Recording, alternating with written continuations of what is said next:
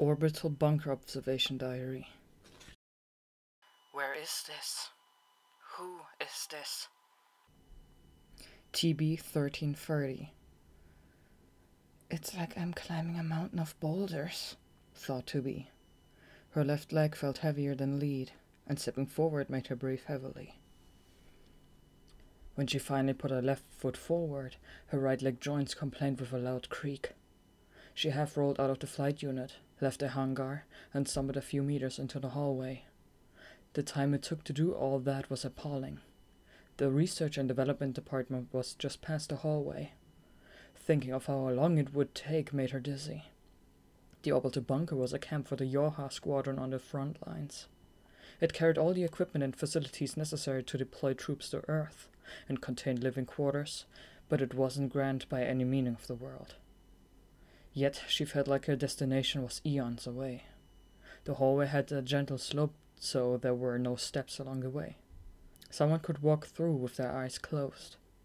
Put simply, the damage to her motor capabilities was grave. She desperately needed to have R&D recalibrate her, and attempted to quicken her steps. The commander approached her from ahead. She tried to use her left arm to salute her, but she wasn't able to raise the limb all the way. 2B scowled. Apparently, it wasn't just her legs that were damaged. Make yourself comfortable. The commander had probably deduced 2B's condition from her awkward salute. She made a motion for 2B to put her arm down. Your condition seems pretty bad. Since I wasn't able to get repairs on Earth, I was forced to come back here. I'm terribly sorry. No, you don't have to apologize. Were there any other wounded? Due to battle with machines that appeared at dawn today, 1D's upper right arm as well as her right shoulder and 4B's left thigh sustained light injuries. Both were able to recover due to 12H's efforts, to the point where they would not hinder to the mission. I see. The commander averted her eyes to the side. This hallway, which connected the hangar to the R&D department and command room, faced outside, that is, outer space. You could see a black expanse dotted with stars, as well as Earth, the erstwhile home of the human race. On that blue, beautiful planet, androids led by the Yoha squadron were in a constant battle with machines. No matter how many times they were crushed, the machines kept spawning like the little critters they were. Compared to enemy forces, the Yoha squadron is lacking in personnel, even though we pass it off nicely as a group of the select few. Up until now, they had made up for the obvious disparity in numbers by using strategy and skill. But it wasn't enough to completely erase their disadvantage, and the battle had become drawn out. That's why 2B expected the commander to tell her to work harder, but she was wrong. So, don't force yourself, alright? The commander smiled. At times, the commander would smile so gently it stumped 2B, even though her orders were as strict as any military leader's, and her decision-making was as cool and collected as a freshly sharpened knife. Behind this occasional smile, there was almost likely an immeasurable amount of struggle and conflict. Commander, she started, and stopped. That's my problem, 2B thought to herself. No, never mind. The commander's smile disappeared. Her lips strung together a few quiet words. No matter how harsh, we need to finish our job. The Yoha squadron, that is. The Yoha squadron, 2B repeated in her mind. She had struggled in the past. She had felt unbearable pain. That was certain. But she'd never complained about the mission. But whatever mission that may be, the responsibility falls to me. Don't forget that, Commander said. It was as if the commander had read her mind. 2B had thought that the baggage she accumulated after each and every mission was something she needed to shoulder herself. No, she still thought that way. But the commander's words resonated with her. Glory to humans. This time, 2B could properly place her left arm over her chest. Glory to humans, the commander repeated. She would fight under this person, in the future as well, until they could return Earth to humans. Listening to the orderly footsteps that receded farther and farther behind her, 2B hurried to the R&D department. What was that just now? Should we follow? Let's follow.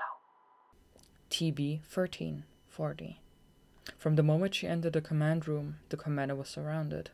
A few operators had run toward her and blocked the path. "Commander, it's about the bunker's material storage. Please allow me to report about the battle taking place in the city ruins. Please approve the materials we're sending to the moon. There seem to be some technical problems with the transmission area in the third ward of the F sector."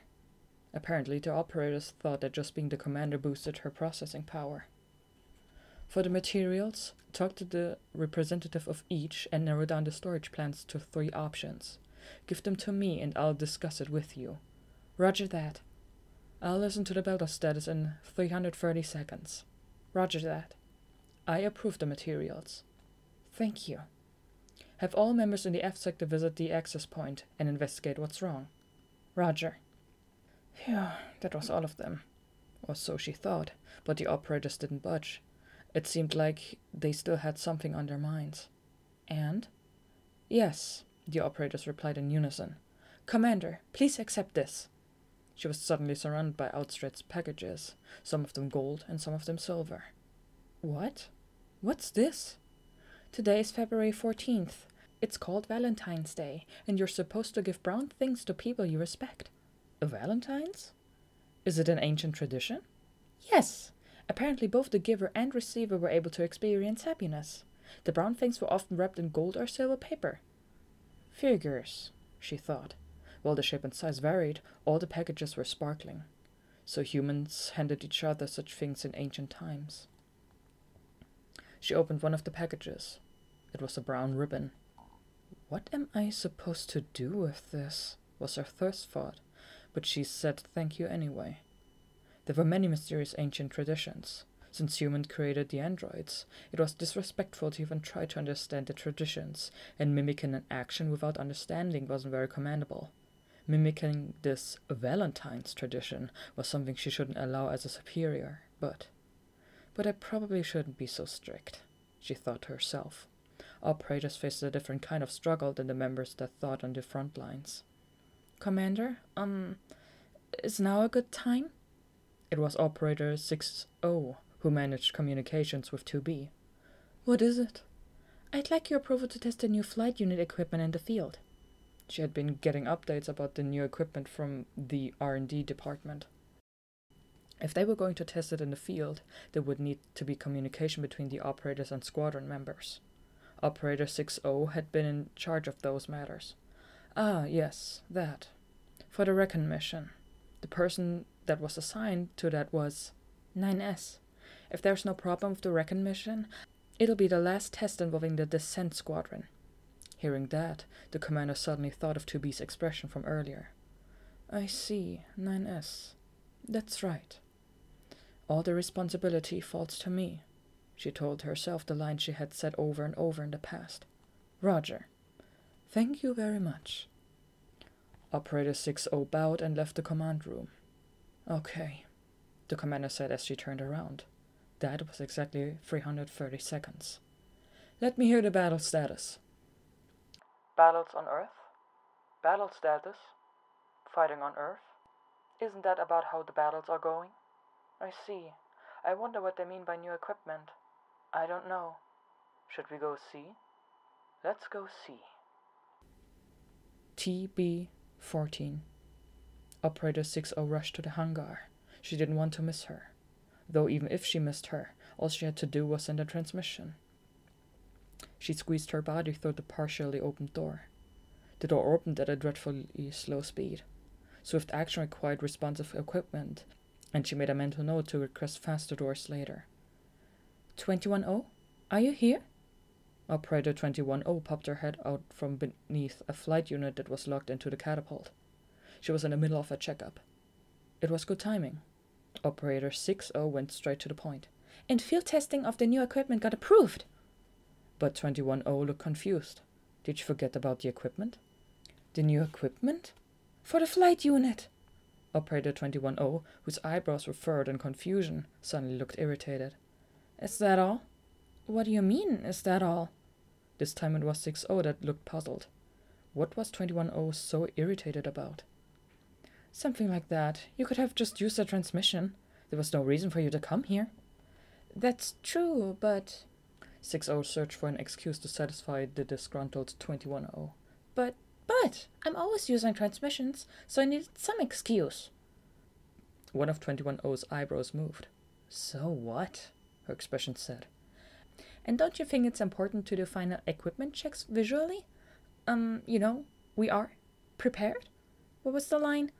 Being prepared for anything is our job as operators. Yeah! 21O finally shook her head after hearing 6O's enthusiastic outburst. You're probably right. We don't know what he'll do with new equipment. 9S is above curiosity after all. Contrary to how 21O said this with her shoulders shrugged, her tone was caring. She was always like this when she talked about 9S, the unit she supported. You're right, 6O said as she bent over. Although their support units were different, she could agree as a fellow operator. Mrs. 2B is also a troublemaker sometimes. Just like how Type S were governed by their curiosity, Type Bs were troublesome because they never hesitated to sacrifice themselves. That's probably why they were able to fight on the front lines in the midst of whizzing bullets. I get nervous just watching, even though I know it's because of her personality traits. I wouldn't mind if she was just a bit more prudent. But even if we tell her, would it make a difference? There's nothing we can do.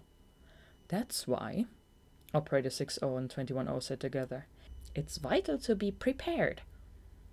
And it was also vital for the operators to exchange information. Even a casual conversation was a form of information exchange. The trivial amount of data could one day accumulate into something that dictated a big decision, or an indication of coming danger. In other words, every aspect of an operator's life was relevant to their job. They lived for their job. 6O and 21O checked the new and important features of the equipment and talked for a little while. Of course, 21O never stopped working. Okay, sorry for the wait. 21O finished her inspection and returned the flight unit to its designated place, making way for 6O. Since the catapult could hold only one flight unit at a time, they also had to carry out their inspections one at a time. Well, I'll contact 9S then. All right, thanks. 6O positioned the flight unit in the open space and began her inspection. That machine is big, isn't it? Is that the new equipment? Where should we go next? TB 1430. It was easy for Operator 21O to determine 9S's location. On Earth, there were times that his location could not be determined due to the orbital video resolution or bad transmission conditions. But on the bunker, she always knew where he would be. 9S must be here, she thought as she arrived at the door. The server maintenance room. It was the room of the bunker's main terminal. 9S was always here, analyzing enemy defenses and studying new hacking patterns. 9S loved that kind of meticulous work. Unless he was deployed, he was always in here doing work. His focus was so intense that he often could not hear a door open behind him. See, just what I expected, 21O affirmed in her head. 9S was intently staring at the terminal and had noticed 21O enter the room. They were hidden behind the goggles, but his eyes were probably twinkling with fascination while he was immersed in his work. Apparently, during childhood, humans would play with toys and be completely immersed in the activity. She mentioned it looked something like what 9S was doing now. Technically, she had come here before she went to the hangar. She hadn't talked to him because he looked so busy, but it had been 3 hours since then. She needed to tell him to take a break, but all of a sudden, 9S' shoulders tensed up, as if he were surprised from behind. Ah, it's just you, operator. 9S relaxed his shoulders and looked over toward 21O. What do you mean? I've told you that working so long without breaks is bad for you. Yes. Just one yes is fine. Yeah, he replied gloomily. Please disconnect from the terminal. I'm going to explain your next mission. What? I can't listen to you like this? No, you need some exercise. To think she would use the same line that 6O had used a few moments ago. But 9S need more exercise than 6O. Let's walk a little. 9S somberly stepped away from the terminal. Where's the next mission gonna be? The abandoned factory. Research of the facility and surrounding areas. Which means I'm alone again. That's so sad. 9S dropped his shoulders, but quickly raised his head and looked at 210. Will you come with me, operator? 210 knew he wasn't being serious. He was definitely sad, but an operator accompanying him on a mission was out of the question. No, it's my job. Stop whining and do the mission by yourself. I know, 9S pouted, but he sounded a little dejected. I guess I can be a little nice to him, she thought. I hear the next mission includes field testing of new equipment. Really? 9S asked eagerly. Just as suspected, the word new got his attention. I'll give you the details in a hangar. I'll go over them as I get you acquainted with the new features. Yes! Suddenly, 9S flashed a look of concern. Is something wrong? Now that she thought about it, his behavior earlier had been a bit odd. She thought he was surprised by her entering the room, but 9S had looked in a different direction. 9S had reacted to something else. Something's on my mind. What? 9S surveyed the room, feeling like he was being watched, but 9S quickly shook his head. There's no way. It's probably just my imagination. Maybe I'm tired? That's why I keep telling you to take frequent breaks. Yes. One yes. She needed to force him to take a rest after she explained the details of the mission. Otherwise, his ability to perform tasks would suffer from the accumulated fatigue. 210, thinking about such things, stepped out of the server maintenance room and urged 9S to do the same. He looked back at the room one more time before he left, but again saw nobody there. That was close. He almost saw us. I wonder what sad means. I don't know either. Androids are mysterious, aren't they? Yeah, mysterious and fascinating. Let's play a bit more. Yeah, let's play a bit more. In the empty server room, the terminal displayed 2 words. Transmission ended.